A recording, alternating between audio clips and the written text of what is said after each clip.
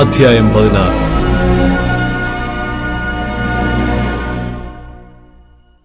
യോസേഫിന്റെ മക്കൾക്ക് കിട്ടിയ അവകാശം.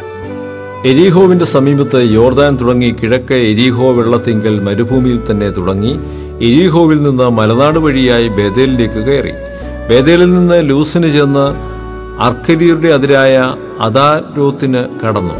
പടിഞ്ഞാറോട്ട് യഫ്ലേത്യരുടെ അതിരിലേക്ക് താഴത്തെ ബേത് ഹോരോന്റെ അതിർവരെ ഗേസർ വരെ തന്നെ ഇറങ്ങിച്ചെന്ന് സമുദ്രത്തിങ്കൽ അവസാനിക്കുന്നു. അങ്ങനെ യോസേഫിന്റെ പുത്രന്മാരായ മനശ്ശെയും എഫ്രൈമിനും അവകാശം ലഭിച്ചു.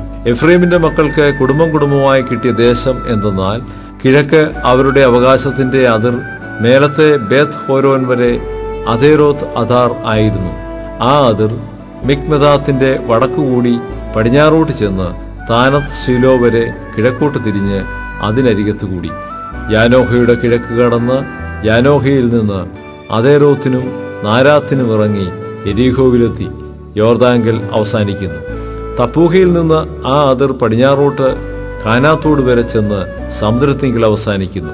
എഫ്രൈം ഗോത്രത്തിന് കുടുംബമായി കിട്ടിയ ഈ അവകാശം കൂടാതെ മനശ്ശെ മക്കളുടെ അവകാശത്തിന്റെ ഇടയിൽ എഫ്രൈം മക്കൾക്ക് വേർതിരിച്ചു കൊടുത്ത പട്ടണങ്ങളൊക്കെയും അവയുടെ ഗ്രാമങ്ങളും കൂടെ ഉണ്ടായിരുന്നു. എന്നാൽ അവർ ഗേസേരിൽ പാർത്തിരുന്ന കനാന്യരെ നീക്കിക്കളഞ്ഞില്ല. കനാന്യർ ഇന്നുവരെ എഫ്രൈമ്യരുടെ ഇടയിൽ ഊഴിയവേല ചെയ്ത് പാർത്തുവരുന്നു.